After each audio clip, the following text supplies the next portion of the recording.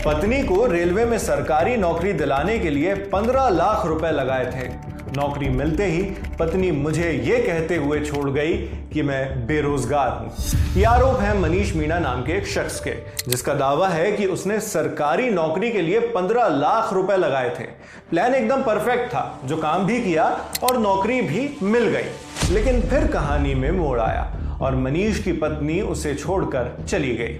इसके बाद मनीष पहुंचे सरकारी अथॉरिटीज के पास, जिससे अब रेलवे में एक कथित भर्ती घोटाले का पता चला है। घोटाले को लेकर अब जांच भी बैठ गई है। यह कथित घोटाला जुड़ा है रीजनल रेलवे रिक्रूटमेंट बोर्ड यानी RRRB से।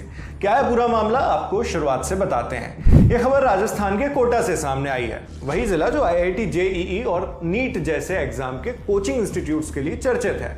मनीष का दावा है कि उसने अपनी पत्नी सपना मीणा को यहीं पर पढ़ने के लिए भेजा था, ताकि वो सरकारी भर्ती परीक्षाओं की तैयारी कर सके। मनीष मीणा ने आज से तकरीबन 8 महीने पहले रेलवे के अधिकारियों के पास शिकायत दर्ज करवाई थी। मनीष ने शिकायत में बताया कि उसकी पत्नी, जिसका नाम सपना मीणा है, उसने रेलवे में नौकरी पाने के लिए डमी कैंडिडेट का इस्तेमाल किया था। डमी कैंडिडेट यानी आपकी जगह कोई और व्यक्ति आपकी तरफ से एग्जाम में बैठता है। मनीष के मुताबिक सपना ने इसी डमी कैंडिडेट के जरिए रेलवे की नौकरी हासिल कर ली, मगर फिर जब उसे नौकरी मिल गई तो पत्नी उसे छोड़कर चली गई। मनीष के मुताबिक उसकी पत्नी नौकरी मिलने के महज 5 महीने बाद ही उसे यह कहकर छोड़ गई कि वो यानी मनीष बेरोजगार है। मनीष की इस शिकायत के बाद एक नए कथित रेलवे भर्ती घोटाले की परतें भी खुल रही हैं, जिनमें पहले रेलवे की विजिलेंस टीम ने जांच की और अब इस केस की जांच CBI तक जा पहुंची है। अब सवाल उठते हैं कि इस कथित स्कैम में कौन कौन शामिल है, किस तरह इस पूरे प्रोग्राम को अंजाम दिया गया और कितने लोग इसी तरह की धांधली करके नौकरी हासिल कर चुके हैं। ऐसे बहुत से सवाल उठते हैं। पहले आपको यह बता दें कि यह पूरा खेल हुआ कैसे। इंडिया टुडे से जुड़े पत्रकार विशाल शर्मा की रिपोर्ट के मुताबिक मनीष ने अपनी पत्नी के लिए रेलवे की नौकरी सेट करने का इलीगल तरीका अपनाना चाहा। इसके लिए उसने सपना के कहे मुताबिक मौसा चेतराम से संपर्क किया, जो सपना का मौसा है, जिसके जरिए उनकी मुलाकात राजेंद्र नाम के एक एजेंट से हुई। राजेंद्र खुद रेलवे में गार्ड की नौकरी करता है। इसी एजेंट यानी राजेंद्र ने मनीष की पत्नी सपना के लिए एक डमी कैंडिडेट का बंदोबस्त कर दिया। डमी कैंडिडेट यानी एक ऐसा शख्स जो सपना मीणा की जगह एग्जाम दे और उसके हवाले से सारी फॉर्मेलिटीज गैर कानूनी रूप से खुद पूरी कर दे। राजेंद्र और मनीष के बीच यह सौदा 15 लाख रुपए का बैठा। मनीष ने बताया कि इन पैसों का जुगाड़ करने के लिए उसे अपनी खेती की जमीन गिरवी रखनी पड़ी। जैसी स्ट्रेटेजी थी, प्लान ने वर्क भी बिल्कुल वैसा ही किया। सपना मीणा ने रेलवे में नौकरी हासिल कर ली, उसे वहां पॉइंट्स वुमेन का पद मिल गया और मनीष का सपना पूरा हुआ। लेकिन इसके 5 ही महीने बाद सपना मनीष को छोड़कर चली गई। मनीष के मुताबिक सपना ने उसे छोड़ने के लिए वजह बताई, तुम बेरोजगार हो। इसके बाद मनीष पहुंच गया अथॉरिटीज के पास। रेलवे के जिस विभाग में नौकरी पाने के लिए यह सब कुछ हुआ था, वो वेस्ट सेंट्रल रेलवे यानी WCR के अंतर्गत आता है। इसलिए मनीष की शिकायत पर WCR के विजिलेंस डिपार्टमेंट ने जांच शुरू कर दी। जांच में विजिलेंस डिपार्टमेंट ने कुछ मटेरियल पाए जो उन्हें गंभीर लगे। इस आधार पर उन्होंने ये केस CBI को ट्रांसफर कर दिया।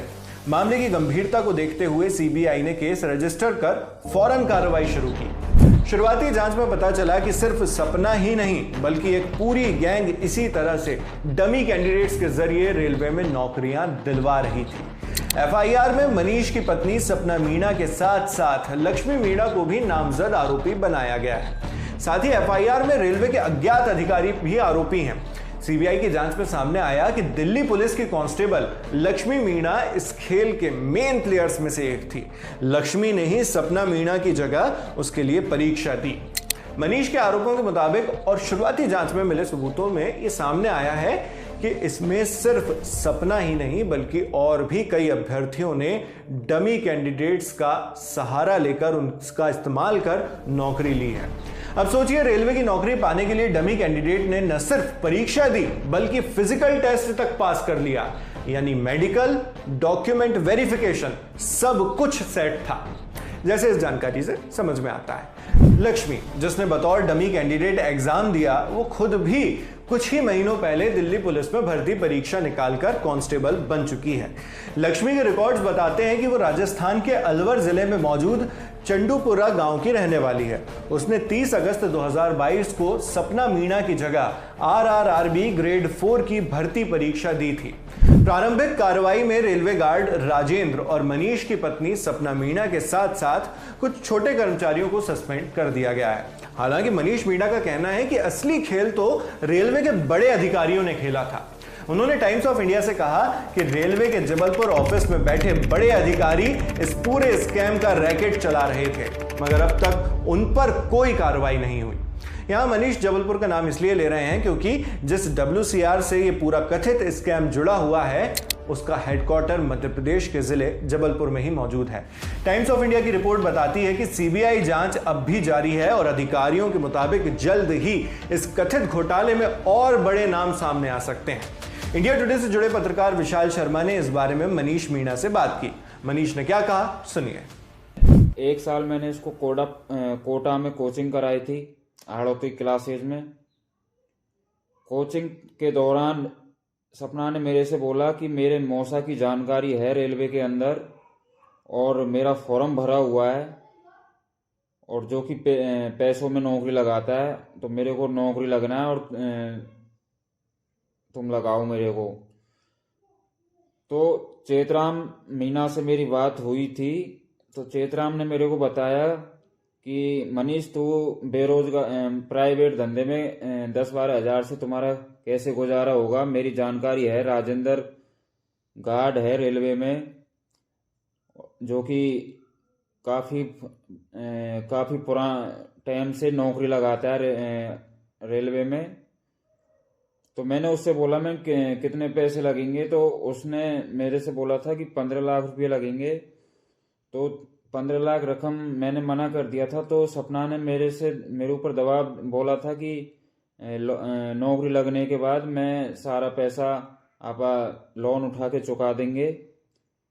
तो इस दौरान मैंने ज़मीन पे कर्जा लेके सपना को नौकरी लगाया। सपना के मौसा को आधा पेमेंट व राजेंद्र के बैंक अकाउंट खाते में पूरा 15 लाख का पेमेंट कर दिया था।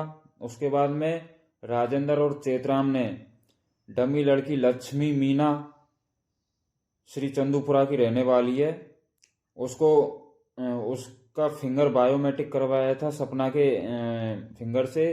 तो लक्ष्मी मीणा ने सपना मीणा की एग्जाम दी थी। एग्जाम व फिजिकल व मेडिकल तीनों चीज लक्ष्मी मीणा ने करी थी, उसका सारा पूरा काम। उसके बाद में सपना मीणा को जॉइनिंग भी मिल गई थी मेरी वाइफ को बीकानेर में।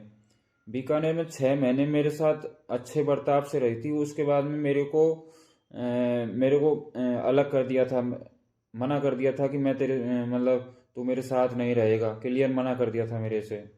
तो मैंने इसके परिजन वालों से, इसके घर वालों से मैंने बोला था, तो इसके मौसा चेतराम बामणवास ने मेरे से बोला कि तेरे ऊपर कर्जा हो गया है और हम हमारी बच्ची को अब तेरे साथ नहीं भेजेंगे, तो कमाता नहीं है। तो मैंने इनसे बोला मेरे कर्जा हुआ है तो तुम्हारी वजह से हुआ है, मैंने कोई गलत काम में कर्जा नहीं किया। ये तमाम आरोप हैं मनीष मीणा के। हालांकि इन आरोपों पर विशाल ने सपना से भी संपर्क करने की कोशिश की, उसका पक्ष जानने के लिए, लेकिन उसके साथ संपर्क स्थापित नहीं हो पाया। आगे मनीष ने यह भी आरोप लगाया है कि सिर्फ 15 ही नहीं, उसके साथ 9.5 लाख रुपयों की ठगी और हुई है। तो फिर मैंने राजेंद्र गार्ड से भी बोला था मैंने कि मेरे सामने ऐसी ऐसी प्रॉब्लम आ रही है। तो राजेंद्र ने मेरे को फिर से झांसामा दिया था कि मैं मनीष तेरी भी नौकरी लगवा दूंगा। तो इसने मेरा टेक्नीशियन का फॉर्म भरवाया था, डमी लड़के के फोटो लगा के एडिटिंग करके। उसने मेरे से 9.5 लाख रुपये लिए थे। आज मेरे 9.5 लाख रुपये भी डूब गए। 15 लाख तो वो गए और 9.5 लाख रुपये ये गए। उसके बाद में जब मैं सब तरीके से हार गया था, उसके बाद में मैंने कंप्लेंट करी थी इसकी, कोटा DRM ऑफिस में भी करी थी, CBI में भी कर रखी है, SOG में भी करी थी मैंने, रेल मंत्रालय, रेल भवन, नई दिल्ली, ऐसी कोई जगह नहीं छोड़ी थी मैंने जहां इन लोगों की कंप्लेंट नहीं करी कही। और इतना ज़्यादा प्रयास करने के बाद, आज 8-9 महीने प्रयास करने के बाद मुझे अब जाके ऐसा लगा कि हाँ, इन लोगों को अब सज़ा मिलेगी।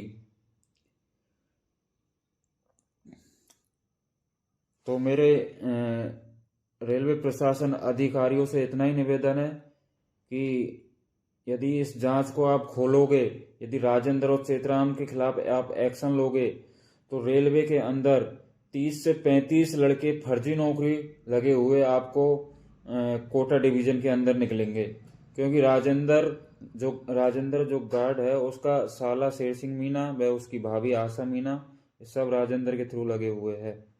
अब यहाँ कई सवाल खड़े होते हैं। सोचिए, अगर मनीष की शादीशुदा जिंदगी ठीक ठाक चल रही होती तो क्या इस तरह मामले का पर्दाफाश होता? क्या घोटाले को लेकर जांच शुरू होती? सोचिए, रेलवे जैसी जगह जहां लाखों युवा मेहनत करके एग्जाम पास करने की कोशिश करते हैं, जी जान लगा देते हैं, वहां नौकरी पाने के लिए वहां अगर इस तरह के घोटाले हो रहे हैं तो फिर मेहनत का क्या फायदा? इससे मेहनत कश युवाओं को क्या मैसेज जाएगा? सीबीआई की जांच से क्या सिर्फ छोटे कर्मचारियों पर ही गाज गिरेगी या इस कथित घोटाले के असली मास्टरमाइंड्स भी पकड़े जाएंगे? इन सवालों पर आप क्या सोचते हैं, हमें कमेंट बॉक्स में लिखकर जरूर बताइएगा। अभी तो सीबीआई की रिपोर्ट का इंतजार है। जब मामले पर कुछ बड़ी अपडेट्स आएंगी तो वो भी हम आप तक इसी तरह पहुंचाते रहेंगे। मैं हूं शेख नाविद, कैमरे पर मेरे साथ हैं आलोक, और जिन साथी ने इस वीडियो को एडिट किया है उनका नाम भी आप डिस्क्रिप्शन बॉक्स में देख सकते हैं। देश और दुनिया की खबरों के लिए आप बने रहिए दी लल्लन टॉप के साथ। शुक्रिया।